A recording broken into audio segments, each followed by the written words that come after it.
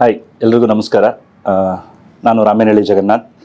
ಈ ಮುಂಚೆ ಹೊಂದಿಸಿವರೇನೋ ಒಂದು ಚಿತ್ರ ನಿರ್ದೇಶನ ಮಾಡಿದ್ದೆ. ಈಗ ತೀರ್ಥರೂಪು ತಂದೆಯವರಿಗೆ ನಿಹಾರ್ ಜೊತೆ ಮಾಡಿರುವಂಥ ಚಿತ್ರ. ಹಾಯ್ ಎಲ್ರಿಗೂ ನಮಸ್ಕಾರ. ನಾನು ನಿಮ್ಮ ಪ್ರೀತಿಯ ನಿಹಾರ್ ಮುಖೇಶ್, ತೀರ್ಥರೂಪ ತಂದೆಯವರಿಗೆ ಸಿನಿಮಾದ ನಾಯಕ. ಅದೇ ಈಗ ಮೊದಲನೇದಾಗಿ ನಮ್ಮ ತೀರ್ಥರೂಪ ತಂದೆಯವರಿಗೆ ಅನ್ನೋ ಟೈಟಲ್ ಬಗ್ಗೆ ಎಲ್ಲ ಇಷ್ಟಪಟ್ಟಿದ್ರೆ ಇದುವರೆಗೂ ಹೇಳಿರೋ ರೀತಿ.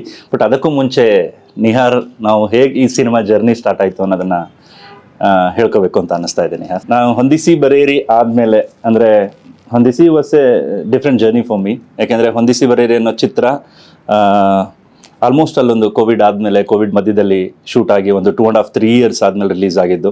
ಸೊ ಅದಕ್ಕೆ ನನ್ನ ಜೊತೆ ಆಗಿದ್ದು ನನ್ನ ಸ್ನೇಹಿತರೆಲ್ಲ ಸೇರಿ ಅದನ್ನು ನಿರ್ಮಾಣ ಮಾಡಿ ಇದಾಗಿದ್ದು. ಥಿಯೇಟ್ರಿಗೆ ಬಂತು. ಥಿಯೇಟ್ರಲ್ಲಿ ಅದರಲ್ಲಿ ಒಂದಿಷ್ಟು ಸಾಕಷ್ಟು 7-8 ಜನ ಕಲಾವಿದರು ನಟಿಸಿದ್ರು.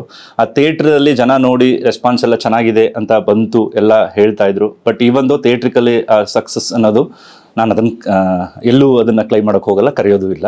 ಸೊ ಯಾಕೆಂದರೆ ಥಿಯೇಟ್ರಿಕಲ್ ಸಕ್ಸಸ್ ಅನ್ನೋದು ಯಾವತ್ತು ನನಗೆ ಅಂದರೆ ಸಿನಿಮಾ ಅನ್ನೋದೇ ಯಾವತ್ತು ಫಸ್ಟು ಎಷ್ಟು ಜನರಿಗೆ ತಲುಪುತ್ತೆ ಅನ್ನೋದು ನನ್ನ ದೃಷ್ಟಿಕೋನದಲ್ಲಿ. ಎಷ್ಟು ಜನರಿಗೆ ತಲುಪಿ ಅದೆಷ್ಟು ಜನಕ್ಕೆ ಇಷ್ಟ ಆಗುತ್ತೆ, ಆ ದೃಷ್ಟಿಕೋನದಲ್ಲಿ ಒಂದು ಸಿನಿಮಾದ ಸಕ್ಸಸ್ಸನ್ನು ಹೇಳ್ಬೋದು. ಅಂದರೆ ಎಸ್ಪೆಷಲಿ ಮೊದಲನೇ ಸಿನಿಮಾ ಆಗಿದ್ದರಿಂದ ಬಹುಶಃ ಎಲ್ಲ ಫಸ್ಟ್ ಫಿಲ್ಮ್ ಮೇಕರ್ಗೂ ಇದು ಕನೆಕ್ಟ್ ಆಗುತ್ತೆ ಅನ್ಕೋತೀನಿ. ಯಾಕೆಂದರೆ ಸಿನಿಮಾ ತಲುಪಿಸೋದೇ ಒಂದು ಚಾಲೆಂಜಿಂಗ್ ಆಗಿರುತ್ತದೆ. ಅಂಥ ನಿಟ್ಟಿನಲ್ಲಿ ಥಿಯೇಟ್ರಲ್ಲಿ ಆದಮೇಲೆ OTTಗೆ ಬಂದಮೇಲೆ ಆ ಸಿನಿಮಾದ ತುಂಬ ಜನರ ಪ್ರೀತಿ ಪಡ್ಕೊತು ಹೊಂದಿಸಿ ಬರೇರಿ. ಅದಾದಮೇಲೆ OTTಗೆ ಆದಮೇಲೆ ಇನ್ನೂ ಹೆಚ್ಚು ಜನಕ್ಕೆ ತಲುಪಬೇಕು ಅಂತ ಟಿವಿಗೆ ಬಂತು. ಅದಾದಮೇಲೆ ನಾನು ಕೊನೆಗೆ ಯೂಟ್ಯೂಬ್ಗೂ ರಿಲೀಸ್ ಮಾಡಿದೆ. ಅಂದರೆ ಕನೆಕ್ಟ್ ಆಗಲಿ, ಫ್ರೀಯಾಗಿ ನೋಡಲಿ ಜನ, ಇಷ್ಟ ಆಗಲಿ ಇಷ್ಟ ಅಂತ ಅಂದ್ಬಿಟ್ಟು ಆಗ ನನಗೆ ಓಕೆ ಈ ಸಿನಿಮಾ ಯಾವ ರೀತಿ ಪಡ್ಕೋತು, ಯಾವ ರೀತಿ ಇಷ್ಟ ಆಯಿತು ಜನಗಳಿಗೆ ಅಂದ್ಬಿಟ್ಟು ನನಗೆ ಬಹುಶಃ 1 ವರ್ಷ ಅಲ್ಲೇ ಹಿಡಿತು. ಆಮೇಲೆ ಇನ್ಫ್ಯಾಕ್ಟ್ ಹೇಳಬೇಕು ಅಂದರೆ ಆಗ ಏನು ಹೊಂದಿಸಿ ಬರೇರಿ ಹಾಡುಗಳ ಬಗ್ಗೆ ನಮಗೆ ತುಂಬ ಹೋಪ್ಸ್ ಇತ್ತು. ಜೋಕೋಸ್ಟನೇ ಮಾಡಿದ್ದು ಈ ಸಿನಿಮಾದ ನಿರ್ದೇಶಕರು, ಸಂಗೀತ ನಿರ್ದೇಶಕರು. ಅದು ಹೊಂದಿಸಿ ಬರೇರಿಯಲ್ಲಿ 9 ಸಾಂಗ್ಗಳಿದ್ದು. ಎಲ್ಲರೂ ಹೇಳ್ತಾ ಇರೋರು ಅದಕ್ಕೆ, ಏನಪ್ಪ ನೀನು ಮತ್ತಿನ್ನೊಂದು ಪ್ರೇಮಲೋಕ ಥರ 9-10 ಸಾಂಗ್ ಮಾಡ್ತಾ ಇದೆಯಲ್ಲ, ಏನು ಇಡೀ ಫಿಲ್ಮ್ ಅಂತ. ನನಗೆ ಬೇಸಿಕಲಿ ಮಾಂಟೇಜಸ್ ಸ್ಟೋರಿ ಹೇಳೋದಕ್ಕೆ ಇಷ್ಟ, ಅದ್ರಲ್ಲಿ ಕಟ್ಕೊಡೋಕೆ ಇಷ್ಟ. ಸೊ ಹಾಗಾಗಿ ಮಾಂಟೇಜಸ್ ಯಾವತ್ತೂ ಇಷ್ಟ. ಸೊ ಹಾಗಾಗಿ ಇಡೀ ಕತೆನ ಹೇಳಿದ ರೀತಿ ಹೊಂದಿಸಿ ಬರೇರಿಯಲ್ಲಿ ಸಾಂಗ್ಗಳ ಜೊತೆ ಇತ್ತು. ಆ ಸಾಂಗ್ಗಳು ತುಂಬ ಕನೆಕ್ಟ್ ಆಗಿದ್ದು ರಿಲೀಸ್ ಆದಮೇಲೆ OTTಗೆ ಬಂದಮೇಲೆ, ಯೂಟ್ಯೂಬ್ಗೆ ಬಂದಮೇಲೆ ತುಂಬ ಕನೆಕ್ಟ್ ಆಗಿ ತುಂಬ ಇದಾಯಿತು. ಅದ್ರ ಬಗ್ಗೆ ಸಾಕಷ್ಟು ಮಾತಾಡಿದ್ರು. ಸೊ ಹಾಗಾಗಿ ಈಗ ನನಗೆ ಓಕೆ ಹೊಂದಿಸಿ ಆಯಿತು, ನೆಕ್ಸ್ಟ್ ಏನು ಸಿನಿಮಾ ಮಾಡಬೇಕು ಅನ್ನೋ ಇರೋ ಟೈಮಲ್ಲಿ ಸಾಕಷ್ಟು ಜನ ಅಂದರೆ ತುಂಬ ಜನ ಇಂಡಸ್ಟ್ರಿಯವರು OTTಗೆ ಬಂದಮೇಲೆ ಆ್ಯಕ್ಚುಲಿ ಫೋನ್ ಮಾಡಿ ತಿಳಿಸಿದ್ರೆ, ಇವನ್ ಇನ್ಫ್ಯಾಕ್ಟ್ ಹೇಳಬೇಕು ಅಂತಂದರೆ ಫಸ್ಟು ಇದನ್ನು ಟ್ರೈಲರ್ ರಿಲೀಸ್ ಮಾಡಿದೆ ಹೊಂದಿಸಿ ಬರೇರಿನ ಇದು ಅಶ್ವಿನಿ ಮ್ಯಾಮ್ ರಿಲೀಸ್ ಮಾಡಿಕೊಟ್ಟಿದ್ರು. ಸೊ ಅದಾದಮೇಲೆ ನೆಕ್ಸ್ಟು ಸಿನಿಮಾ ರಿಲೀಸ್ ಆದಮೇಲೆ ಸಾಕಷ್ಟು ಜನ ಎಸ್ಪೆಷಲಿ ಪ್ರೇಮ್ ಸರ್ ಫೋನ್ ಮಾಡಿ ಹೇಳಿದರು, ಓಕೆ ಮಗ ತುಂಬ ಚೆನ್ನಾಗಿ ಮಾಡಿದ್ಯಾ ಕಣೋ, ಎಮೋಷನ್ಸ್ ಎಲ್ಲ ಚೆನ್ನಾಗಿದೆ, ಆ ಥರ ಈ ಥರ ಅಂತೆಲ್ಲ ಕರೆಸಿ ಸಿನಿಮಾ ಮಾಡೋಣ ಹಂಗೆ ಅಂತ ಏನೋ ಮಾತಾಡ್ತಾ ಇದ್ದು. ಅದೆಲ್ಲ ಒಂದಿಷ್ಟು ಇದಾಗಿತ್ತು. ಅದಾದಮೇಲೆ ಶ್ರೀನಗರ ಕಿಟ್ಟಿ ಅವರು, ಸುಮಾರು ಜನ ಇಂಡಸ್ಟ್ರಿಯವರು OTTಯಲ್ಲಿ ಬಂದ ಮೇಲೆ ನೋಡಿದ್ಮೇಲೆ ಅದಕ್ಕೆ ಸಾಕಷ್ಟು ಏನೋ ಕನೆಕ್ಟ್ ಆಗಿದೆ, ಎಮೋಷನಲ್ ಪಾರ್ಟ್ ಇದೆ ಅಂತ ಹೇಳಿದರು. ಆ ಟೈಮಲ್ಲೇ ಆ್ಯಕ್ಚುಲಿ ನಿಹಾರ್ ನನಗೆ ಪರಿಚಯ ಆಗಿದೆ ಹೆಂಗೆ ಅಂತಂದರೆ, ನನ್ನ ಈ ಹೊಂದಿಸಿ ಬರೇರಿಗೆ ಕಿರಣ್ ಅಂತ ನನ್ನ PU friend, is very close friend. ಅವ್ನು ನನ್ನ ಹೊಂದಿಸಿ ಬರೇರಿಯಲ್ಲಿ ಸಾಕಷ್ಟು ಜನ ಫ್ರೆಂಡ್ಸ್ಗಳು ನನ್ನ ಜೊತೆ ಸೇರಿ ಅದಕ್ಕೆ ನಿರ್ಮಾಣಕ್ಕಿದ್ದಾಗಿರಲ್ಲ, ಕಿರಣ್ ಕೂಡ ಜೊತೆ ಆಗಿದ್ದ. ಕಿರಣ್ ನಮ್ಮ ರಿಲೇಟಿವ್ ಒಬ್ಬ ತೆಲುಗು ಸೀರಿಯಲಲ್ಲಿ ಆ್ಯಕ್ಟ್ ಮಾಡ್ತಾ ಇದ್ದಾರೆ, ಅವರು ಒಂದು ನಿಮ್ಮ ಫಿಲ್ಮ್ ನೋಡಿ, ಇದು ಅವ್ರು ಆ್ಯಕ್ಚುಲಿ ಇನ್ನೂ ನೋಡಿರಲಿಲ್ಲ ನೀವಾಗ, ಆಗ ಅವ್ರ ಕೈಲಿ ಒಂದು ಶೇರ್ ಮಾಡಿಸ್ತೀನಿ ಅಂದ್ಬಿಟ್ಟು ಸ್ಟೋರಿ ಹಾಕ್ಸಿದ್ದ ನಿಮ್ಮ ಕೈಲಿ. ಕಿರಣ್ ಸ್ಟೋರಿ ಹಾಕ್ಸಿದ್ದ. ಕಿರಣ್ ಅದಾದಮೇಲೆ ನೆಕ್ಸ್ಟು ಹೊಂದಿಸಿ ಬರೆದು ಎಲ್ಲ ಬಂದಾದ್ಮೇಲೆ ನಾವಿಬ್ಬರು ಭೇಟಿಯಾಗಿದ್ದು. ಆಗ ಅವರು ನಮಗೆ ಗೊತ್ತಾಗಿದ್ದು ನಿಹಾರು ತೆಲುಗು ಸೀರಿಯಲಲ್ಲಿ ಗುಪ್ಪಡಂತ ಮನಸ್ಸು ಅನ್ನೋ ಒಂದು ತುಂಬ ಯಶಸ್ಸನ್ನು ಪಡೆದಂಥ ಸೀರಿಯಲ್ ಅದು. ಆ ಸೀರಿಯಲಲ್ಲಿ ತುಂಬ ಪ್ರಮುಖ ಪಾತ್ರದಲ್ಲಿ ನಟಿಸಿದ್ರು ಅಂತ. ಸೊ ಅದಾದ್ಮೇಲೆ ನಮ್ಮಿಬ್ಬರು ಭೇಟಿನೇ ಫಸ್ಟ್ ಇದ್ದಿದ್ದು. ಓಕೆ ಫಸ್ಟ್ ಮೀಟೇ ನಾವು ಬಹುಶಃ ಬಸವನಗುಡಿಲಿ ನಾವು ಮೀಟ್ ಆಗಿದ್ದು. ಬಸವನಗುಡಿಲಿ ಕಿರಣ್ ಜೊತೆ ಬಂದು ಮೀಟ್ ಆಗಿದ್ದು. ಮೀಟ್ ಆದಾಗಲೇ ಓಕೆ ಫಸ್ಟ್ ಅದಕ್ಕಿಂತ ಮುಂಚೆಲಿ ಓಕೆ ಸಿನಿಮಾ ಮಾಡ್ಬೋದಾ ಏನು ಅಂತ ಮಾತಾಡ್ತಾ ಇರ್ಬೇಕಾದ್ರೆ ಅವ್ರು ಸುಮ್ಮನೆ ನಾವು ಕ್ಯಾಶುವಲ್ ಆಗಿ ಇದ್ದು ಇದಾಗ್ತಾ ಇರ್ಬೇಕಾದ್ರೆ ಅವತ್ತು ಪರಿಚಯ ಮಾತಲ್ಲಿ ಹೋಗಿತ್ತು. ಆಮೇಲೆ ಆ್ಯಕ್ಚುಲಿ ಹೇಳಬೇಕು ಅಂದ್ರೆ ಅವತ್ತು ನಾನು ಡೈರೆಕ್ಟಾಗಿ ಅಂದರೆ ಫಸ್ಟ್ ಫಿಲ್ಮ್ ಮೇಕರ್ಗಳಿಗೆ ಇದಿರುತ್ತಲ್ಲ, ಒಂದು ಸಿನಿಮಾ ಇಲ್ಲಿ ರೀಚ್ ಆಗಲಿಲ್ಲ ಅಂದರೆ ಅದನ್ನು ಯಾವತ್ತು ಏನು ಫಸ್ಟು ಕೂಸು ಅಥವಾ ಫಸ್ಟ್ ಇದು ತಲುಪಬೇಕು ಅನ್ನೋ ಇದಿರುತ್ತಲ್ಲ, ಆಗ ನಾನು ನಿಹಾರ್ ಇದನ್ನ ತೆಲುಗುಗೆ ಮಾಡ್ಬಿಟ್ಟು, ನಿಹಾರ್ ಅಲ್ಲ ಆ್ಯಕ್ಚುಲಿ ಆಗ ಮುಖೇಶ್ ಯಾಕಂದ್ರೆ ರಿಷಿ ಅನ್ನೋ ಪಾತ್ರದಲ್ಲಿ ಇವ್ರು ಫೇಮಸ್ ಇದ್ರು, ಮುಖೇಶ್ ಅಂತಲೇ ಇವ್ರ ಹೆಸರಿದ್ದು. ಈಗಲೂ ಎಲ್ಲರಿಗೂ ಮುಖೇಶ್ ಅಂತಲೇ ಗೊತ್ತಿರೋದು, ತೆಲುಗು ಆಗಲಿ ಎಲ್ಲ ಇದಾಗಲಿ. ನಾವು ಈ ಸಿನಿಮಾಕ್ಕೋಸ್ಕರ ನಿಹಾರ್ ಅಂತ ಹೇಳ್ಬಿಟ್ಟು ನಾಮಕರಣ ಚೇಂಜ್ ಮಾಡಿರೋದು. ಸೊ ಹಾಗಾಗಿ ಅಲ್ಲಿ ಪರಿಚಯ ಆದಮೇಲೆ ನಾವು ಹೊಂದಿಸಿ ಬರೇರನ್ನೇ ತೆಲುಗು ಮಾಡ್ಬಿಡೋಣ ನಿಹಾರ್, ಈಗ ಸದ್ಯದಲ್ಲಿ ನನ್ನ ಕತೆ ಅನ್ನೋದಕ್ಕಿಂತ ನನಗೆ ಅದನ್ನು ಅದಿನ್ನೂ ಬೆಟರ್ ಅಥವಾ ಇನ್ನೂ ತಲುಪಿಸ್ಬೇಕು ಆ ಥರದ್ದಿಂತ ಹೇಳಿದಾಗ ನಿಹಾರಾಗಿ ಹೇಳಿದ್ರು ಇಲ್ಲ ಬೇರೆ ಯಾವ್ದಾದ್ರು ಹೊಸ ಕತೆ ಮಾಡೋಣ ಅಂತ ಅನ್ನೋದ್ರ ಬಗ್ಗೆ ಇದಾಯ್ತು. ಸೊ ಹಾಗಾಗಿ ನಮ್ಮ ಜರ್ನಿ ಸ್ಟಾರ್ಟ್ ಆಗಿದ್ದು. ಓಕೆ, ಆ ಟೈಮಲ್ಲಿ ಓಕೆ ಇನ್ನೂ ಕೆಲವ್ರು ಬರ್ತಾ ಇದ್ರು, ಓಕೆ ಸಿನಿಮಾ ಮಾಡ್ಕೊಡಿ, ಸಿನಿಮಾ ಮಾಡೋಣ ಅಂತ. ನನ್ಗೆ ಆ ಒಂದು ವರ್ಷದಲ್ಲಿ complete the business aspect of ಹೊಂದಿಸಿ ಬರೇರಿ ಏನು ಹೇಗೆ ಮಾರ್ಕೆಟಲ್ಲಿ ಹೇಗೆ ವರ್ಕ್ ಆಗ್ತಾ ಇದೆ ಅದ್ರದ್ದು ಬಹುಶಃ ಅದು ಸ್ಟಡಿನೇ ನನಗೆ ಒಂದು ಸ್ವಲ್ಪ ಬೇರೆ ರೀತಿ ಆಯಿತು, ಹೆಲ್ಪ್ ಆಯ್ತು ಆ್ಯಕ್ಚುಲಿ. ಅಂದರೆ ಒಂದು ಆಡಿಯೋ, ಯಾಕಂದರೆ ಹೊಂದಿಸಿ ಬರೇರಿ ಆಡಿಯೋ ಆ್ಯಕ್ಚುಲಿ ನಾವೇ ಸಂಡೇ ಸಿನಿಮಾಸಲ್ಲಿ ರಿಲೀಸ್ ಮಾಡಿದ್ದು. ಸೊ ಅದನ್ನು ತಲುಪಿಸೋ ರೀತಿ ಪ್ರತಿಯೊಂದು ಇದ್ರದ್ದು ಈ ಥರ ಒಂದು ಕಲಿಕೆಲೇ ಕಳೆದೋಯ್ತು ಒಂದು ವರ್ಷ. ಸೊ ಅದಾದ್ಮೇಲೆ ನಮ್ಮ ಜರ್ನಿ ಇಲ್ಲಿ ಸ್ಟಾರ್ಟ್ ಆಗಿದ್ದು. ಇನ್ನು ಹಾಗೆ ಸ್ಟಾರ್ಟ್ ಆಗಿದ್ದು. ನಿಹಾರ್ ನೀವ್ ಹೇಳಿ, ಇನ್ನು ಅದಾದ್ಮೇಲೆ ನಾನು ಹೇಳ್ತೀನಿ ಏನು ಇದು ನಾನೇ ಹೇಳ್ಬೇಕು. ಯಾಕೆಂತಂದ್ರೆ 2023 ಹೊಂದಿಸಿ ಬರೀರಿ ಸಿನಿಮಾ ಏನು ರಿಲೀಸ್ ಆಯ್ತು, ನಾನು ಆಗ ನೋಡಕ್ ಆಗ್ಲಿಲ್ಲ. ನನಗೆ ಥಿಯೇಟ್ರಿಗೆ ಹೇಳ್ದಂಗೆ ಇವರ ಫ್ರೆಂಡ್, ನನಗೆ ಕಸಿನ್ ಅಣ್ಣ ಆಗಬೇಕು, ಕಿರಣ್ ಅಣ್ಣ ಅಂತ, ಅವ್ರು ನನಗೆ ತುಂಬಾ ಸಲ ಫೋರ್ಸ್ ಮಾಡಿದ್ರು, ಈ ತರ ಶೋ ಇದೆ, ಪ್ರೀಮಿಯರ್ ಶೋ ಇದೆ, ಅದಕ್ಕೆ ಬಾ ಇದಕ್ಕೆಲ್ಲ ಅಂತ. ಅಣ್ಣ ನಾನು ಹೈದರಾಬಾದಲ್ಲಿ ಇದ್ದೀನಿ, ಶೂಟಿಂಗ್ ಅಲ್ಲಿ ಇದ್ದೀನಿ, ಸೊ ಮುಗಿಸ್ಕೊಂಡು ನಾನು ಡೆಫಿನೆಟ್ಲಿ ಯಾವಾಗಲೂ ಬರ್ತೀನಿ ಅಂತಂದ್ರೆ. ಬಟ್ ನಾನು ಬರಕ್ಕೆ ಆಗಲಿಲ್ಲ, ಥಿಯೇಟರ್ ನೋಡೋಕ್ಕೂ ಆಗಲಿಲ್ಲ. ಅದಾದ್ಮೇಲೆ ಅದು ಹಂಗೆ ಗ್ಯಾಪ್ ಆಗೋಯ್ತು. ಅಂದ್ರೆ ನಾನು ತುಂಬಾ ಹೈದರಾಬಾದಲ್ಲಿ ಇರೋದ್ರಿಂದ ನನಗೆ ಇಲ್ಲಿ ಬಂದು ನೋಡಕ್ಕೆ ಅವಕಾಶನೇ ಸಿಗ್ಲಿಲ್ಲ. ಸರಿ, ಅದಾದ್ಮೇಲೆ ಮತ್ತೆ ಇನ್ನೊಂದ್ಸಲ ಅವ್ರದ್ದು ಸಿನಿಮಾ OTT ಯಾವಾಗ ರಿಲೀಸ್ ಆಯ್ತು ಅವಾಗ ನಾನು ಫಸ್ಟ್ ಕೇಳಿದೆ, ನಾನು ಅದನ್ನ ಯಾವಾಗ ರಿಲೀಸ್ ಆಗ್ತಿದೆ OTT ಇಲ್ಲ, ಅವಾಗ ಡೆಫಿನೆಟ್ಲಿ ನೋಡ್ತೀನಿ ಅಂತ ಹೇಳ್ಬಿಟ್ಟು. ಸೊ OTT ನೋಡಿದಾಗ ಪ್ರಾಬಬ್ಲಿ ಆ 2023 ಇಯರಲ್ಲಿ ಏನು ಟ್ರೆಂಡ್ ನಡೀತಿತ್ತು ಅಥವಾ ಜನಗಳ ಮೈಂಡ್ ಸೆಟ್ ಏನಿತ್ತು ಆ ಟ್ರೆಂಡಿಗೆ ತಕ್ಕಂಗೆ, ಆ ಸಿಚುಯೇಷನ್ ತಕ್ಕಂಗೆ ಆ ಸಿನಿಮಾ ರಿಲೀಸ್ ಆಗಿತ್ತು. ಅಂದ್ರೆ ಆ ಕತೆ ಆಗ್ಲಿ, ಅಲ್ಲಿದ್ದು ಅಂದ್ರೆ ನೀವು ತಗೊಂಡೋಗಿದ್ ರೀತಿ ಹೆಂಗಿತ್ತು ಅಂತಂದ್ರೆ, ಒಂದು ಸಿನಿಮಾದಲ್ಲಿ ಓಕೆ ಚೈಲ್ಡ್ಹುಡ್ ತೋರಿಸ್ಬೋದು ಅಥವಾ ಕಾಲೇಜ್ ಸ್ಟೋರಿ ತೋರಿಸ್ಬೋದು. ಕಾಲೇಜ್ ಸ್ಟೋರಿ ಕಾಲೇಜ್ ಏನಾಯ್ತು ಅಂತ ತೋರಿಸ್ಬೋದು. ನಾವೀಗ ಕಿರಿಕ್ ಪಾರ್ಟಿಗಳೆಲ್ಲ ನೋಡಿರೋದು ಮೋಸ್ಟ್ಲಿ ಕಾಲೇಜ್ ಸ್ಟೋರಿ ಏನಿರ್ತಿತ್ತು, ಆ ಫನ್ ಏನಿರ್ತಿತ್ತು, ಅದಾದ್ಮೇಲೆ ಏನಾಗುತ್ತೆ ಜೀವನ ಅನ್ನೋ ಥರದಲ್ಲಿ ಅಲ್ಲಿ ಎಂಡ್ ಆಗಿತ್ತು. ಬಟ್ ನನಗೆ ಹೊಂದಿಸಿ ಬರಲಿ ಏನು ಇಷ್ಟ ಆಗಿದ್ದು ಅಂತಂದ್ರೆ, ಜೀವನ ಒಂದು ಸ್ಕೂಲಿಂದ ಸ್ಟಾರ್ಟ್ ಆದ್ರೆ, ಕಾಲೇಜಿಂದ ಸ್ಟಾರ್ಟ್ ಆದ್ರೆ ಅದು ಅಲ್ಲಿಗೂ ಮುಕ್ತಾಯ ಆಗಲ್ಲ. ಅದನ್ನ ಅಲ್ಲಿಂದ ಇನ್ನ ಜೀವನ ಕಟ್ಕೊಂಡು ಹೋಗೋದು ಅಥವಾ ಆ ಒಂದು ಲವ್ ಸ್ಟೋರಿಗಳಾಗಿರ್ಬೋದು, ಜೀವನ ಹೆಂಗ್ ಕಟ್ಕೊಂಡು ಹೋಗೋದು, ಜೀವನ ಹೆಂಗ್ ತಗೊಂಡೋಗೋದು ನಮ್ಮನ್ನ ಅನ್ನೋದನ್ನ ನೀವು ಸಿನಿಮಾದಲ್ಲಿ ಏನ್ ತೋರಿಸಿದ್ರು ಆ ಪಾರ್ಟ್ ನಂಗೆ ತುಂಬಾ ಇಷ್ಟ ಆಗಿತ್ತು. ಅಂದ್ರೆ ನಿಮ್ಮ ಸಿನಿಮಾದಲ್ಲಿ ಇದ್ದಿದ್ದೆ ಆ ಶೀರ್ಷಿಕೆ ಏನಿತ್ತು, ಬದುಕು ಬಂದಂತೆ ಸ್ವೀಕರಿಸಂತ ಇದ್ದಿದ್ದು, ಅದು ಲಾಸ್ಟ್ ಅಲ್ಲಿ ಆ ಥಾಟ್ ಬರುತ್ತಲ್ಲ, ಅದೇ ಕುರಿತಾ ಇದ್ದಿದ್ದು ನಂಗೆ ತಲೆಯಲ್ಲಿ. ನಮ್ಮ ತೀರ್ಥರೂಪ ತಂದೆಯವ್ರದಲ್ಲಿ ಹೇಳ್ತೀವಿ ಡೆಸ್ಟಿನಿ ಮೀಟ್ಸ್ ದ ಪೀಪಲ್ ಅಂತ ಬರುತ್ತೆ. ಹಂಗೆ ವಿ ಡೆಸ್ಟೈನ್ ಟುಗೆದರ್. ಆಕ್ಚುಲಿ ಏನಂತಂದ್ರೆ ಮೇ ಬಿ ತೀರ್ಥರೂಪ ತಂದೆಯವರು ಆಗಕ್ಕೆ, ಯಾಕಂದ್ರೆ ನನಗೆ ಕೆಲವು ಅನ್ನಿಸ್ಬೇಕು ಆಕ್ಚುಲಿ ಯಾವುದೇ ಅಂದ್ರೆ ನಾನು ತುಂಬಾ ನಂಬೋದೇನು ಅಂತಂದ್ರೆ, ಫಸ್ಟ್ ಮನುಷ್ಯರು ಕನೆಕ್ಟ್ ಆಗಬೇಕು, ಅದಾದ್ಮೇಲೆ ಸಿನಿಮಾ ಆಗುತ್ತೆ. ಆ ನಂಬಿಕೆಗಳಿಂದನೇ ಸಿನಿಮಾಗಳಾಗೋದು. ಯಾಕಂದ್ರೆ ಸಿನಿಮಾ ಯಾವತ್ತು ಅಂದ್ರೆ ನಾನು ತುಂಬ ಸರಿ ಆಗ್ಲೂ ಹೇಳ್ತಿದ್ದೆ, ಯಾಕೆಂದರೆ ಸಿನಿಮಾ ಅನ್ನೋದು ತುಂಬ ದೊಡ್ಡದು. ಯಾಕೆಂದರೆ ಒಂದು ಕತೆಗಾರ ಅಥವಾ ಒಂದು ಕತೆ ಬರ್ದನು ಇದು ನನ್ನ ಕತೆ ಅಂತ ಹೇಳ್ಕೋಬೋದು, ಆದರೆ ಸಿನಿಮಾನ ಯಾವತ್ತು ನನ್ನ ಸಿನಿಮಾ ಅಂತ ಹೇಳೋಕ್ಕಾಗಲ್ಲ. ಯಾಕೆಂದರೆ always cinema is A medium, ನಮ್ಮ ಸಿನಿಮಾ. ಯಾಕೆಂದರೆ ತುಂಬ ಜನ, ಸಾಕಷ್ಟು ಜನರು ಇರ್ತಾರೆ, ಆ್ಯಂಡ್ ಈ ಒಂದು ಸಿನಿಮಾಕ್ಕೆ ಸಾಕಷ್ಟು ಹಣ ಇನ್ವೆಸ್ಟ್ಮೆಂಟ್ ಬೇಕಾಗುತ್ತೆ. ಸೊ ಹಂಗಾಗಿ ಈ ಒಂದು ಡ್ರೀಮ್ಗೆ ತುಂಬ ಜೀವಿಸಬೇಕು, ಮತ್ತು ಅಂಥದ್ದೇ ಒಂದು ತಂಡ ಇದ್ದಾಗ ಮಾತ್ರ ಒಂದು ಸಿನಿಮಾ ಆಗೋಕ್ಕೆ ಸಾಧ್ಯ. ಮತ್ತು ಸಿನಿಮಾ ಆಗೋದು ಒಂದೇ ಅಲ್ಲ, ಅನ್ಕೊಂಡಾಗ ಆಗಕ್ಕೆ ಸಾಧ್ಯ. ಸೊ ಆ ನಿಟ್ಟಿನಲ್ಲಿ ತಂಡ ಅನ್ನೋದು ತುಂಬ ಇಂಪಾರ್ಟೆಂಟ್ ಆಗುತ್ತೆ. ಸೊ ಜೊತೆಲಿ ಇರೋರು ಯಾರು, ಹೇಗೆ ಟ್ರಾವೆಲ್ ಮಾಡ್ತೀವಿ, ಏನು ಪ್ರತಿಯೊಂದು ಇಂಪಾರ್ಟೆಂಟ್ ಆಗುತ್ತೆ. ಇನ್ ದಟ್ ವೇ ತೀರ್ಥರೂಪ ತುಂಬ ಸರಾಗವಾಗಿ ನಾವೆಲ್ಲ ಶೂಟ್ ಮುಗಿಸಿದ್ದು. ಅದನ್ನು ಮುಂದಕ್ಕೆ ಹೇಳೋಣ. ನಾವಿಬ್ರು ಪರಿಚಯ ಹಂಗಾಯ್ತು. ಓಕೆ, ನಾವು ಪರಿಚಯ ಆಗ್ಬೇಕಲ್ಲ ಸಿನಿಮಾ ಮಾಡೋಣ ಅಂತಲೇ ಇಬ್ರಿಗೊಬ್ರು ಪರಿಚಯ ಆಗಿದ್ದು. ಸೊ ಹಾಗಾಗಿ ಅದು ಇಮಿಡಿಯೇಟ್ ಆಗಿ ತಗೊಳ್ತು, ರೂಪುರೇಷೆ ತಗೊಳ್ತು. ಆಗಲೇ ನಿಹಾರು ನಾವು ಅದೇ ಮಾತಾಡ್ತಾ ಇದ್ದಾಗ, ಓಕೆ ಕತೆಗಳ ಬಗ್ಗೆ ಇದು ಮಾಡ್ತಾ ಇರ್ಬೇಕಾದ್ರೆ ಒಂದೆರಡು ಕತೆ ಇತ್ತು, ಇನ್ನೊಂದು ಕತೆ ಇನ್ನೊಬ್ರಿಗೆ ಹೋಗಾಯಿತು. ಆಮೇಲೆ ತೀರ್ಥರೂಪ ಬಗ್ಗೆ ಮಾತಾಡ್ದು. ಅದು ಇವ್ರಿಗೂ ಅವರು ಸೀರಿಯಲ್ ಅಲ್ಲಿ ಗುಪ್ಪೆಡೆಂಟ ಮನಸ್ಸು ಅಂತ ಸೀರಿಯಲ್ ಅಲ್ಲಿ ತುಂಬಾ ಕನೆಕ್ಟ್ ಆಗಿತ್ತಂತ ತಾಯಿ ಮಗನ ಒಂದು ಎಮೋಷನ್ ತುಂಬಾ ಕನೆಕ್ಟ್ ಆಗಿತ್ತು. ಅದರಲ್ಲಿ ಈ ಕತೆನು ಅಂದ್ರೆ ತೀರ್ಥರೂಪ ತಂದೆಯವರಿಗೆ ಟೈಟ್ಲ್ ನನ್ಗೆ ಹುಟ್ಟಿದ್ರ ಬಗ್ಗೆ ಹೇಳ್ತೀನಿ. ಅಂದ್ರೆ ಬಹುಶಃ ಅದನ್ನ ನಮ್ಮ ತಂದೆಯವರು ಮೈಸೂರಿನಲ್ಲಿ ಇದ್ದಾಗ ಅವರು ಹಾಸ್ಪಿಟಲ್ ಇದ್ರು, ನಾನು ಆ ಟೈಮಲ್ಲಿ ಇರಬೇಕಾದ್ರೆ ಹೊಡೆದಂಥ ಟೈಟ್ಲ್ ಇದು. ಅದಾಗಿ ಇಮಿಡಿಯೇಟ್ ಆಗಿ ನನಗೆ ತುಂಬ, ಯಾಕಂದ್ರೆ ನಾನು ಹೊಂದಿಸಿ ಬರೀರಿ ಅಂತ ಟೈಟಲ್ ಇಟ್ಟಾಗಲೂ ಓಕೆ ಇಟ್ಸ್ ವೆರಿ ಕನೆಕ್ಟಿಂಗ್. ತುಂಬ ಜನ ಸ್ಕೂಲಲ್ಲಿ ಯೂಸ್ ಮಾಡಿ ತೀರ್ಥರೂಪ ತಂದೆಯವರಿಗೆ ಇನ್ ದಾಟ್ ವೇ. ಯಾಕೆಂದ್ರೆ ನಾವು ಸ್ಕೂಲಲ್ಲಿ ಇದ್ದಾಗ ಲೆಟರ್ ಬರೀತಿದ್ದೋ ತೀರ್ಥರೂಪ ಸಮಾನಾರಾಧ ಅಥವಾ ತೀರ್ಥರೂಪ ತಂದೆಯವರಿಗೆ, ಈ ಥರ ಪತ್ರಗಳಲ್ಲಿ ಬರೀತಾ ಇದ್ದು. ಸೊ ಅದು ತುಂಬ ನಾಸ್ಟಾಲಜಿಕ್ ಅನಿಸ್ತು, and it's A beautiful title. ಅಂದರೆ ಈ ಕತೆ ಹುಟ್ಟೋಕ್ಕಿಂತ ಮುಂಚೆ ಆ ಟೈಟ್ಲ್ ಹುಟ್ಟಿತು. ಓಕೆ, ಈ ಟೈಟಲ್ನ ಇಟ್ಕೊಂಡು ಸಿನಿಮಾ ಮಾಡ್ಬೋದು ಅಂತ. ಆಕ್ಚುಲಿ ತೀರ್ಥರೂಪ ತಂದೆಯವರಿಗೆ ಟೈಟಲ್ನ ಬೇರೆ ಕತೆಗೆ ಇಟ್ಕೊಂಡಿದ್ದೆ. ಫಿಲ್ಮ್ ಚೇಂಬರ್ಗೆ ಫೋನ್ ಮಾಡಿ ಕೇಳಿ, ಇನ್ನೂ ಯಾರು ರಿಜಿಸ್ಟರ್ ಆಗಿರಲ್ಲ ಅಂತಿತ್ತು. ಇಮಿಡಿಯೇಟ್ ಫಸ್ಟ್ ಟೈಟ್ಲ್ ರಿಜಿಸ್ಟರ್ ಮಾಡಿ ಬೇರೆ ಕತೆ ಯಾವ್ದಾದ್ರು ಅಂದ್ರೆ ಒಂದು ಕನಸಿನ ಮೇಲ್ಗಡೆ ಮಾಡ್ಕೊಂಡಿದ್ದೆ. ಒಬ್ಬ ತಂದೆ ಮತ್ತು ಮಗನ ಒಂದು ಡ್ರೀಮು, ಮಗನ ಕನಸ್ಗೋಸ್ಕರ ಯಾವ ತರ ಇದಾಗುತ್ತೆ ಒಂದು ಜರ್ನಿ ಬಗ್ಗೆ, ಮತ್ತೆ ತಂದೆ ಮಗ ಬಗ್ಗೆ ಒಂದು 15 ವರ್ಷ ಕಾಂಟ್ಯಾಕ್ಟ್ ಇಲ್ಲ, ಈ ಥರದ್ದು ಏನೇನೋ ಅನ್ಕೊಂಡು ಒಂದು ಲೈನ್ ಅನ್ಕೊಂಡಿದ್ದೆ.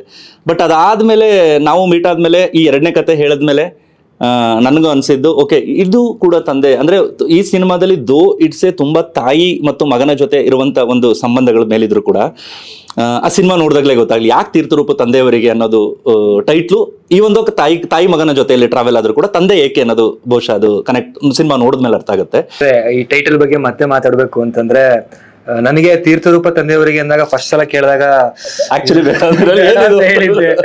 ಯಾಕೆ ಅಂತಂದ್ರೆ ಕಿರಣನು ಹಂಗೆ ಹೇಳಿದ, ಏನೋ ಹಿಂಗೆಲ್ಲ ಒಳ್ಳೆ ಏಜ್ ಪೀಪಲ್ ಇಟ್ಟಂಗೆ ಇಡ್ತೀಯ ಅಂತ ತುಂಬಾ ಬುಕಿಶ್ ಆಗಿತ್ತು. ಆಮೇಲೆ ಈ ಪದಗಳು ಇದೆಲ್ಲ ಕೇಳಿ ನಾವು ತುಂಬಾ ವರ್ಷನೇ ಆಗೋಗಿತ್ತು ಸ್ಕೂಲಲ್ಲಿ. ಇವ್ರ ನೀವು ನಮ್ಗಿಂತ ಅಂದ್ರೆ ಒಂದ್ ಜನರೇಷನ್ ಸ್ವಲ್ಪ ಹಿಂದಿದೆಯಲ್ಲ. ಸೊ ಹಂಗ್ ಕೇಳಿದ ತಕ್ಷಣ ನನಗೆ ನನ್ನ ಫಸ್ಟ್ ಸಿನಿಮಾ ಕನ್ನಡದಲ್ಲಿ ಅಂತಂದಾಗ ನನಗೆ ಓಕೆ ಒಂಥರ ಮಾಸ್ ಆಗಿನೂ ಒಂದ್ ಬರಬೇಕು. ಎಲ್ಲಾ ಹೀರೋಗಳಿಗೂ ಅದು ಆಸೆ ಇರುತ್ತೆ. ಅಂದ್ರೆ ಇವಾಗ ಬರ್ತಿರೋ ಸಿನಿಮಾಗಳಿಗೆ ಏನು ಒಂದು ಚಿಕ್ಕಾಗಿ ಎಕ್ಕ ಕಲ್ಟ ಹಂಗೆ ಆತರ ಇರುತ್ತೋ ಆ ತರದ್ ಒಂದ್ ಇದ್ರೆ ಚೆನ್ನಾಗಿರ್ತಿತ್ತು ನನಗೆ ಅಂತ ಒಂದ್ ಅನ್ಕೊಂಡಿದ್ದೆ. ಬಟ್ ತೀರ್ಥರೂಪ ತಂದೆಯವರಿಗೆ ನಾನು ತಂದೆ ಆಗ್ಬಿಟ್ಟ ಏನಾದ್ರು ಅಂದ್ರೆ ಆ ವಯಸ್ಸಾಗಿರೋ ಫೀಲ್ ಬಂದ್ಬಿಡುತ್ತಾ, ಅಥವಾ ಏನೋ ತಂದೆ ಬಗ್ಗೆ ಅಂದ್ಬಿಟ್ಟು ನಾನು ಏನೋ ಬೇರೆ ತರ ಅನ್ಕೊಂಡಿದ್ದೆ. ಬಟ್ ನನಗ್ ಫಸ್ಟ್ ಅದು ಒಂಥರ ಡೌಟ್ ಇತ್ತು. ಅಂದ್ರೆ ತೀರ್ಥರೂಪ ತಂದೆಯವರಿಗೆ ತುಂಬಾ ದೊಡ್ಡದಾಗೋಯ್ತಲ್ಲ, ಬರೀ ತೀರ್ಥರೂಪ ಅಂತ ಇಟ್ರೆ ಹೆಂಗೆ ಅಂತ ಕೇಳಿದೆ. ಇಲ್ಲ ಇದು ಹಿಂಗೆ ಇರ್ಬೇಕು ಅಂತ ಹೇಳಿದ್ರು. ನೀವು ಹಂಗೆ ಹೇಳಿದ ತಕ್ಷಣ ಓಕೆ ಹಿಂಗ್ ಫಿಕ್ಸ್ ಆಗಿದ್ದೀರಾ ಅಂತಂದ್ಮೇಲೆ ಹಂಗೆ ಚೆನ್ನಾಗಿದೆ ಮಾಡೋಣ ಅಂತ ಅನ್ಕೊಂಡ್ವಿ. ಅದಾದ್ಮೇಲೆ ಇದನ್ನು ಹೊರಗಡೆ ಹೇಳಿದಾಗ ಅದ್ರದ್ದು ರೆಸ್ಪಾನ್ಸ್ ನನ್ಗೆ ಅವಾಗ ಇವ್ರದ್ದು ಮೈಂಡಲ್ಲಿ ಇದು ಕಾನ್ಸೆಪ್ಟ್ ಅರ್ಥ ಆಯ್ತು. ಅಂದ್ರೆ ಟೈಟಲ್ ಎಷ್ಟು ಡಿಫ್ರೆಂಟ್ ಆಗಿದೆ ಅಂದ್ರೆ ಈಗ ಮಲಯಾಳಮಲ್ಲೆಲ್ಲ ನಾವೆಲ್ಲ ಏನು ಡಿಫ್ರೆಂಟ್ ಆಗಿ ಕೇಳ್ತೀವೋ, ಅಥವಾ ಇವಾಗ ಬರ್ತಿರೋ ಸಿನಿಮಾಗಳಲ್ಲಿ ನಾವು ಕಂಟೆಂಟ್ ಹೇಳೋದೇ ಒಂದು ಟೈಟಲ್. ಸೊ ತೀರ್ಥರೂಪ ತಂದೆಯವರಿಗೆ ಅಂತ ಅಂದಾಗ ಎಷ್ಟೆಲ್ಲ ಯೋಚನೆ ಮಾಡ್ಬೋದು. ಅಂದ್ರೆ ಅದ್ ನನಗೆ ಅನ್ಸಿದಾಗ, ಅಂದ್ರೆ ಜನಗಳಿಗೆ ಹೇಳಿದಾಗ ಅಥವಾ ನನ್ನ ಫ್ರೆಂಡ್ಸ್ ಗಳಿಗೆಲ್ಲ ಹೇಳಿದಾಗ ಅವ್ರು ಹೇಳಿದ್ದು ಅದೇನೆ ಅಂದ್ರೆ ತುಂಬಾ ಡಿಫ್ರೆಂಟ್ ಆಗಿದೆ, ತುಂಬಾ ಚೆನ್ನಾಗಿ ಪಿಕ್ ಮಾಡಿದ್ದಾರೆ ಇದನ್ನ ಅಂತ ಹೇಳಿದ್ರು. ನನಗೆ ಅವಾಗ ಅವು ಕರೆಕ್ಟ್ ಸಕ್ಕತ್ತಾಗಿದೆ ಅಂತ ಅನ್ಕೊಂಡು ಆಮೇಲೆ ನನಗೂ ಅದು ಒಳಗಡೆಯಿಂದ ಇಲ್ಲಿಂದ ಸ್ಟಾರ್ಟ್ ಆಯ್ತು. ಓಕೆ ತೀರ್ಥರೂಪ ತಂದೆಯವರಿಗೆ ಅಂತಂದ್ರೆ ಅದಿರೋ ವೈಟೇಜೇ ಬೇರೆ ಅಂತ ಸ್ಟಾರ್ಟ್ ಆಯ್ತು. ಹಾಗೆ ನಾವು ಅದೇ ಪ್ರೀ ಪ್ರೊಡಕ್ಷನ್ ಅಲ್ಲಿ ಜೊತೆ ಆಗಿದ್ದು. ಇನ್ನ ನಾವು ನಿಹಾರ್ ಮೊದಲು ಇಬ್ರು ಜೊತೆಯಾಗಿ ಅದಾದ್ಮೇಲೆ ಇಡೀ ತಂಡ ಬರ್ತಾ ಹೋಯ್ತು. ಅಂದ್ರೆ ನಿಹಾರ್ಗೆ ನಾನು ಈ ವಿಷಯದಲ್ಲಿ ಒಂದು ಥ್ಯಾಂಕ್ ಯು ಹೇಳ್ತೀನಿ. ಯಾಕೆ ಅಂತಂದ್ರೆ ಹಿ ಬಿಲೀವ್, ನನ್ನನ್ನು ನಂಬಿದ್ರು. ಓಕೆ, ನಾನು ಈಗ ನನ್ನ ತಂಡ ಅಂದ್ರೆ ಜೊತೆಲಿ ಈಗ ನಾನು ಯಾರು ಈ ಒಂದು ಹೊಂದಿಸಿ ಬರೆಯರಿ ಇದ್ದಿದ್ದ ತಂಡನ ಎಲ್ಲರೂ ಆಲ್ಮೋಸ್ಟ್ ಅಲ್ಲೂ ಓಕೆ ನಿಮ್ಗೆ ಓಕೆನಾ, ಓಕೆ ಅವ್ರು ಬರಲಿ ಈ ನಿಟ್ಟಿನಲ್ಲೇ ಸ್ಟಾರ್ಟ್ ಆಗಿದ್ದು. ಯಾಕೆಂದರೆ ಹೀ ಗಿವ್ ಎ 100% ಫ್ರೀಡಮ್ ನನಗೆ ಆ ವಿಚಾರದಲ್ಲಿ. ಟೆಕ್ನಿಷಿಯನ್ಸ್ ಆಗಲಿ, ಆಮೇಲೆ ಕ್ಯಾಮ್ರಾ ಬಗ್ಗೆಯಲ್ಲೂ ಕೂಡ ನಾವು ಇದರಲ್ಲೇ ಶೂಟ್ ಮಾಡೋಣ, ಹೀಗೆ ಮಾಡೋಣ, ಔಟ್ಡೋರ್ ಜಾಸ್ತಿ ಇದೆ ಅಂದಾಗಲೂ ಕೂಡ ಇಲ್ಲ ಮಾಡೋಣ, ಚೆನ್ನಾಗಿ ಮಾಡೋಣ ಅನ್ನೋ ಒಂದು, ಅಂದರೆ ವಿ ಆರ್ ವೆರಿ ಪಾಸಿಟಿವ್ ಆಗೇನೆ ಒಂದು ಆ ಇದರದಲ್ಲೇ ಸಿನಿಮಾನ ಸ್ಟಾರ್ಟ್ ಮಾಡಿದ್ದು, ಹಾಗೆ ಮುಗ್ದಿದೆ. ಸೊ ಅದ್ರದ್ದು ರಿಸಲ್ಟು ಕೂಡ ನೀವು ನೋಡ್ತೀರಾ. ಇನ್ನು ಆ ತಂಡ ಅನ್ನೋ ಟೈಮಲ್ಲಿ, ಆ ಟೈಮಲ್ಲಿ ನಮ್ಮ ಜೊತೆ ಆಗಿದ್ದು ಓಕೆ ಸಿನಿಮಾಟೋಗ್ರಫಿ ಬಂದಾಗ ಅದೇ ದೀಪಕ್ ಕೆರೆಗರ ಅಂತ. ಆ್ಯಕ್ಚುಲಿ ದೀಪಕ್ ಕೆರೆಗರ ನನ್ನ ಹೊಂದಿಸಿ ಬರೀ ಟೈಮಲ್ಲಿ ಅದು ಆ್ಯಕ್ಚುಲಿ ಸಾಗರ್ ಅದಕ್ಕೆ ಸಿನಿಮಾಟೋಗ್ರಫಿ ಮಾಡಿ ದೀಪಕ್ ಗಾಫರ್ ಅವರಿಬ್ಬರು ಫ್ರೆಂಡ್ಸ್ಗಳು ಜೊತೆಯಾಗಿ ಕೆಲಸ ಮಾಡ್ತಾಯಿದ್ರು. ಸೊ ಅಲ್ಲಿ ಅದು ಹೊಂದಿಸಿದ್ರೆ ಲಾಸ್ಟ್ ಚಾಪ್ಟರ್ಲಿ ಅವ್ರು ಮಾಡ್ತಿದ್ದ ಕೆಲಸ ಅದೆಲ್ಲ ನೋಡಿದ್ಮೇಲೆ ಆಮೇಲೆ ಅವ್ರ ಕಾರಣಾಂತರದಿಂದ ಮತ್ತೆ ಅದು ತೆಲುಗುಗೆ ಹೊರಟೋದ್ರು. ಅದು ನೋಡಿದ್ಮೇಲೆ ಅವ್ರೊಂದು 5-6 ಸಿನಿಮಾ ಮಾಡಿದ್ರು ಹೊಂದಿಸಿದ್ರೆ ರಿಲೀಸ್ ಆಗೋಷ್ಟ್ರೊಳಗೆ. ಇಲ್ಲ ದೀಪು ಜೊತೆ ನಾನು ಟ್ರಾವೆಲ್ ಮಾಡಬೇಕು ಅಂತ ಅನ್ನಿಸ್ತು. ಸೊ ಹಾಗಾಗಿ ದೀಪು ನಾವು ಏನಂತ ಅಂದರೆ ದ ಮೇಯ್ನ್ ಯಾವತ್ತು ಕ್ಯಾಮ್ರಾಮನ್ ಅಂದರೆ ಏನೇ ಇರಲಿ, ಸೆಟ್ಟಲ್ ಆಗಲಿ ಯಾವುದೇ ಇರಲಿ, ಯಾವತ್ತೂ ಇಲ್ಲಿ ನಾನು ನಂದು ಅನ್ನೋದು ಇರಬಾರ್ದು. ಒಂದು ಪಾಯಿಂಟು ಅಂದರೆ ಸಿನಿಮಾದಲ್ಲಿ ಎಸ್ಪೆಷಲಿ ಸೆಟ್ಟಲ್ಲಿ ಇದು ಯಾರು ಆಗಲಿ ಅಟ್ ದ ಎಂಡ್ ಹೊಡೆದಾಡ್ತಾ ಇರೋದು ಫೈನಲ್ ಕ್ರಾಫ್ಟ್ಗೆ. ಆ ಕ್ರಾಫ್ಟ್ಗೆ ಯಾವ್ದು ಬರ್ತಾ ಇದೆ ಅಂದರೆ ಚೆನ್ನಾಗಿ ಅನ್ನಿಸ್ದಾಗ ವಿ ಶುಡ್ ಪಿಕ್ ಒಂದು ಪಾಯಿಂಟಲ್ಲಿ. ಅದು ಒಂದು ಆ ನಿಟ್ಟಿನಲ್ಲಿ ದೀಪದು ನಂದು ಒಂದು ರೀತಿ ಕಾಂಬೋ ಚೆನ್ನಾಗಿ ಅನ್ನಿಸ್ತಿತ್ತು. ಅಂದರೆ ಅಲ್ಲಿ ಅದು ಹೊಂದಿಸಿಲಿ ಇದ್ದಾಗ ಅಂದರೆ ಇದಾಗಲ್ಲ ಅಂತ ಹೇಳ್ತಿರ್ಲಿಲ್ಲ. ಆ ನಿಟ್ಟಿನ ಅದೊಂದೇ ಒಂದು ದೃಷ್ಟಿಕೋನದಲ್ಲಿ ನಾವಿಬ್ಬರು ಕೊಲಾಬ್ರೇಟ್ ಆಗಿದ್ದು. ಅವ್ನ ಕತೆ ಹೇಳಿದ್ಮೇಲೆ ಇಮಿಡಿಯೇಟ್ ಆಗಿ ಮಾತಾಡಿದ್ಮೇಲೆ ದೀಪು ಯಾವುದೋ ಒಂದು ಶಿವರಾಮ್ ಕಾರಂತರು ಕಾದಂಬರಿ ಕನೆಕ್ಟ್ ಆದರು. ಆ ಕತೆ ಕೇಳಿದ್ಮೇಲೆ ಇಲ್ಲ ಜಗಳ ಮಾಡೋಣ ಅಂತ ಅಂದ್ಬಿಟ್ಟು ಹಂಗೆ ಕನೆಕ್ಟ್ ಆಯಿತು. ಅದಾದ್ಮೇಲೆ ಆ್ಯಕ್ಚುಲಿ ಇನ್ನು ಡೈಲಾಗಿಗೆ ಬಂದಾಗ ಪ್ರಶಾಂತ್ ರಾಜಪ್ಪ ಸರ್ ಕೊಲಾಬ್ರೇಟ್ ಆದರು. ಆ್ಯಕ್ಚುಲಿ ಪ್ರಶಾಂತ್ ಸರ್ದು ನಂದುವೆ ಅವರು ಈ ಮುಂಚೆ ತುಂಬ ಅಧ್ಯಕ್ಷ, ವಿಕ್ಟ್ರಿ, ರನ್ನ ತುಂಬ ದೊಡ್ಡ ಸಿನಿಮಾಗಳಿಗೆ ಬರೆದಂಥ ಡೈಲಾಗ್ ರೈಟರ್ ಅವರು. ನನ್ನ ಫೇವ್ರೇಟ್ ಡೈಲಾಗ್ ರೈಟ್ರು. ನಮ್ಮ ಪರಿಚಯ ನಮ್ಮಿಬ್ಬರದು ಆದಿಲಕ್ಷ್ಮಿ ಪುರಾಣ ನನ್ನ ಸಿನಿಮಾಗೆ ರಾಕ್ಲೈನ್ ಪ್ರೊಡಕ್ಷನ್ ಇದರಲ್ಲಿ ನನ್ನ ಡೈರೆಕ್ಷನ್ ಟೀಮಲ್ಲಿ ಕೆಲಸ ಮಾಡಿದ್ಮೇಲೆ ಪರಿಚಯ ಆಗಿದ್ದು. ಹೊಂದಿಸಿಗೂ ಕೂಡ ಜೊತೆ ಆಗಿದ್ರು ಅವರು ಮತ್ತು ಮಾಸ್ತಿ ಸರ್ ಇಬ್ಬರು ಕೂಡ ಹೊಂದಿಸಿಗೆ ಡೈಲಾಗ್ ಬರೆದಿದ್ರು. ಈ ಸಿನಿಮಾಗೆ ಮತ್ತೆ ಅವ್ರನ್ನ ಕೇಳ್ಕೊಂಡಾಗ ಜೊತೆ ಆದರು. ಈ ಫಿಲ್ಮಲ್ಲಿ ಪ್ರಶಾಂತ್ ರಾಜಪ್ಪ ಅವ್ರದ್ದು ಇನ್ನೊಂದು ವಿಶೇಷತೆ ಏನು ಅಂತಂದರೆ, ನಾವು ಹೊಂದಿಸಿಲಿ ಒಂದು ಬೇರೆ ರೀತಿ ಎಮೋಷನ್ ಇತ್ತು, ಅದ್ರಲ್ಲಿ ಮಾಸ್ತಿ ಸರ್ ಬರೆದಿದ್ದು ಹೀಗೆಲ್ಲ ಆಗಿತ್ತು. ಇನ್ನು ಪ್ರಶಾಂತ್ ರಾಜಪ್ಪ ಸರ್ ಇದಕ್ಕೂ ಮುಂಚೆ ಬರ್ದಿರೋದೆಲ್ಲ ಕಾಮಿಡಿ, ಅಂದರೆ ಕಾಮಿಡಿ ಜಾನ್ರ ಬರ್ದಿದ್ರು. ಮತ್ತು ಅದು ಬಿಟ್ಟರೆ ಮಾಸ್ ಈ ಥರದ್ದು ಬರ್ದಿದ್ದು. ಅದಕ್ಕೆ ಅವರೇ ಹೇಳ್ತಾ ಇರೋದು, ಏನು ಸರ್ ನನ್ನ ಕೈಲಿ ಈ ಥರದ್ದೆಲ್ಲ ಲೈನ್ಸ್ಗಳು ಬರ್ಸ್ಬಿಟ್ಟಿದ್ದೀರಲ್ಲ ಅಂತ ಅಂದ್ಬಿಟ್ಟು. Actually in that way emotional ಕೂಡ ಪಾಯಿಂಟಲ್ಲೂ ಕೂಡ ಡೈಲಾಗ್ಸ್ಗಳೆಲ್ಲ ಚೆನ್ನಾಗಿ ಬರ್ದಿದ್ದಾರೆ ಪ್ರಶಾಂತ್ ಸರ್. ನಮ್ಮದು ಹಾಗೆ ಇದಾಗಿದ್ದು.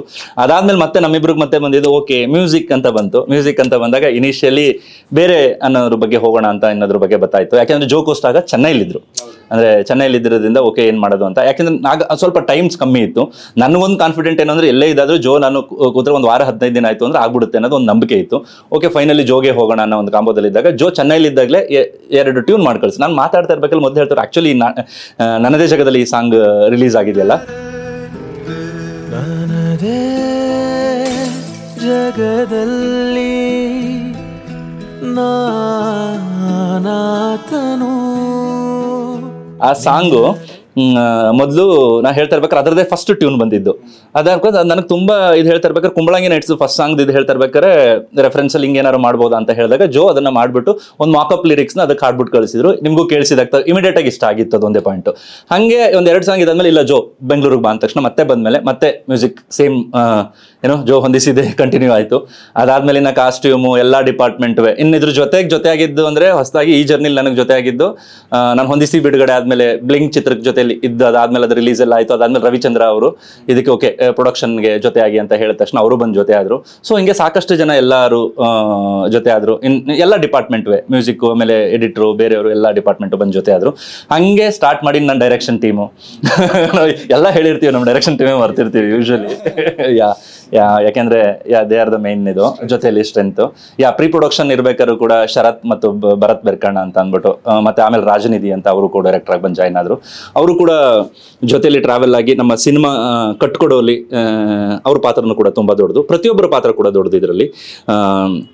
ಇನ್ನು ಇದಕ್ಕೆ ಬಹುಶಃವಾಗಿ ನಾನೇನೋ ಟೆಕ್ನಿಷಿಯನ್ ಬಗ್ಗೆ ಮಾತಾಡ್ಬಿಟ್ಟೆ ನೋಡಿ, ಆರ್ಟಿಸ್ಟ್ಗಳ ಬಗ್ಗೆ ಮಾತಾಡಲೇ ಇಲ್ಲ. ನಾವು ಮಾತಾಡ್ತಾ ಇರ್ಬೇಕಾದ್ರೆ ಆಕ್ಚುಲಿ ಸೀತಾರಾಮ್ ಮೇಡಮ್ ಬಂದಿದ್ದು ನಿಹಾರ್ ಆಕ್ಚುಲಿ ನಂಗೆ ಸಜೆಸ್ಟ್ ಮಾಡಿದ್ದು. ಅಂದ್ರೆ ತಾಯಿ ಪಾತ್ರದ ಬಗ್ಗೆ ಮಾತಾಡ್ತಾ ಇದ್ದಾಗ ಅವರು ಸುಮಾರು ಯಾರನ್ನ ಅಂತ ಹೇಳ್ತಾ ಇರ್ಬೇಕಾದ್ರೆ ಇಲ್ಲ ಸೀತಾರಾಮ್ ಮೇಡಮ್ ಕೈಲಿ ಹೋಗೋಣ, ಅವರು ತುಂಬಾ ದಿನ ಆಗಿದೆ ಅಂತ. ಅದಾದ್ಮೇಲೆ ಜೊತೆ ಆಗಿದ್ದೇನು ಅಂತಂದ್ರೆ ನಮಗೆ ಸೀತಾರಾಮ್ ಮೇಡಮ್ ಆಯ್ತು, ಕಾಸ್ಟಿಂಗ್ ಆಯ್ತು. ನಾನು ಸೀತಾರಾಮ್ ಮೇಡಮ್ಗೆ ಫೋನ್ ನಂಬರ್ ಕಲೆಕ್ಟ್ ಮಾಡ್ಬಿಟ್ಟು ಕತೆ ಹೇಳಿದ್ಮೇಲೆ ಸೀತಾರಾಮ್ ಮೇಡಮ್ ಫಸ್ಟ್ ಕ್ವಶನ್ ಕೇಳಿದೆ ನನಗೆ, ಅಲ್ಲ the whole cinema is about ಅಮ್ಮ, ವೈ ಯು ಆರ್ ಪುಟಿಂಗ್ ಏನೋ ಈ ನೇಮ್ ಯಾಕೆ ತೀರ್ಥರೂಪ ತಂದೆಯವರಿಗೆ ಅಂತ ಫಸ್ಟ್ ಕ್ವಶನ್ ಕೇಳಿದ್ದೆ ಅವ್ರಿಗೆ.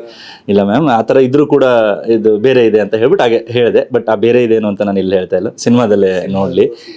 ಹಾಗಾಗಿ ಸೀತಾರಾಮ್ ಮೇಡಮ್ ಅವ್ರಿಗೂ ಫಸ್ಟ್ ಇದಾಯ್ತು. ಅದಾದ್ಮೇಲೆ ನೆಕ್ಸ್ಟ್ ನಮ್ಗಿನ್ ತಂದೆ ಪಾತ್ರಕ್ಕೆ ಅಂತ ಮಾತಾಡ್ತಾ ಇರ್ಬೇಕಾರೆ ಯಾರು ಏನು ಅಂತ ಎಲ್ಲ ನೋಡ್ತಾ ಇರ್ಬೇಕಾರೆ ನನಗೆ ಫಸ್ಟು ಏನೋ ರವೀಂದ್ರ ವಿಜಯ್ ಸರ್ದು ಒಬ್ರು ಹೇಳಿದ್ರು ಹಿಂಗೆ ನಮ್ಮ ಕನ್ನಡದವರೇ ಹಿಂಗೆ ಅಂದ್ಬಿಟ್ಟು. ಆ್ಯಕ್ಚುಲಿ ಯತೀಶ್ ಅಂತ ನಮ್ಮ ಫ್ರೆಂಡ್ ಅವ್ರು ಹೇಳಿದ್ದು, ಹಿಂಗೆ ಫೋಟೋ ಕಳಿಸಿದ್ರು ನಮ್ಮ ಕನ್ನಡದವರೇ, ಬಟ್ ಬೇರೆ ಫ್ಯಾಮಿಲಿ ಮ್ಯಾನ್ ಸೀರೀಸಲ್ಲೆಲ್ಲ ಮಾಡಿದ್ರು, ತೆಲುಗುನಲ್ಲಿ ತುಂಬ ಮಾಡ್ತಾ ಇದ್ರು. ಸೊ ಇವ್ರು ಏನಾದ್ರು ಸೂಟ್ ಆಗ್ತಾರ ನೋಡು ಅಂತ ಹೇಳಿದ ತಕ್ಷಣ ನೋಡಿದ ತಕ್ಷಣ ಇಮಿಡಿಯೇಟ್ ಆಗಿ ಅನ್ನಿಸ್ತು, ನಮಗೂ ಅನ್ನಿಸ್ತು. ಅವ್ರಿಗೆ first usually Ravindra sir complete script ಕಳಿಸಿ ಅಂತ ಹೇಳಿದ್ರು. ಸ್ಕ್ರಿಪ್ಟ್ ನೋಡಿದ್ರು ಅಂದರೆ ದಟ್ ಅವ್ರು ಆ ರೀತಿನೇ ವರ್ಕ್ ಮಾಡೋದು. ಅವರೆಲ್ಲ ಕಂಪ್ಲೀಟ್ ಓದಿ ಎಲ್ಲ ಇದು ಮಾಡಿದ್ಮೇಲೆ ನರೇಶನ್ ತಗೊಂಡ್ರು. ಫಸ್ಟ್ ಅವರು ನಾನು ಮೀಟ್ ಆಗಿದೆ ವಿಜಯನಗರದ ಒಂದು ಕಾಫಿ ಡೇ ಹತ್ರ ಕರೆದ್ರು. ಬಂದೆ. ಅದಾದ್ಮೇಲೆ ಓಕೆ ಅಲ್ಲಿ ಹೇಳ್ತಾ ಇದ್ದು ಬೇಡ ಇಲ್ಲಿ ಅಂತ ಅಂದ್ರು. ಹೋದ ಒಂದು ಪಾರ್ಕ್ ಇಬ್ರು ಕೂತ್ಕೊಂಡು ಆ ಪಾರ್ಕಲ್ಲಿ ಇಬ್ರು ಕತೆ ನರೇಟ್ ಮಾಡಿದೆ. ಅದಾದ್ಮೇಲೆ ಅವರು ಒಂದಿಷ್ಟು ಹೇಳಿದ್ರು. ಕೊನೆ ಒಂದು ಆದರೆ ತಂದೆ ಹುಡುಕಾಟದಲ್ಲಿ ಸೆಕೆಂಡ್ ಹಾಫ್ ಅಲ್ಲಿ ಬರುತ್ತಲ್ಲ ಅದ್ರ ಬಗ್ಗೆ ಒಂದಿಷ್ಟು ಡಿಸ್ಕಷನ್ ಮಾಡ್ದು ಆ ಪಾಯಿಂಟ್ ಅಲ್ಲಿ. ಅದಾದ್ಮೇಲೆ ಸರಿ ಆಯ್ತು ಮಾಡ್ತೀನಿ ಈ ಪ್ರಾಜೆಕ್ಟ್ ಅಂತ ಹೇಳಿದ್ರು. ಖುಷಿ ಆಯ್ತು ಆಕ್ಚುಲಿ ನನಗೂ.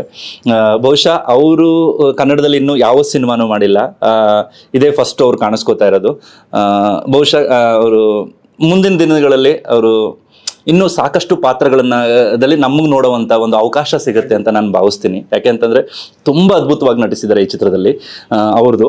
ಇನ್ನು ಅದಾದ್ಮೇಲೆ ನೆಕ್ಸ್ಟ್ ಇನ್ನು ಹೀರೋಯಿನ್ ಪಾತ್ರಕ್ಕೆ ಬಂದಾಗ ರಚನಾ ಇಂದರ್ ಅವರು ನಾವು ಇದು ಮಾಡಿದ್ದು. ಆಕ್ಚುಲಿ ನಾವೆಲ್ಲ ಹುಡುಕಾಟದಲ್ಲಿ ಇದ್ದಾಗ ಅದನ್ನ ಹೇಳ್ತಾ ಇರ್ಬೇಕಾದ್ರೆ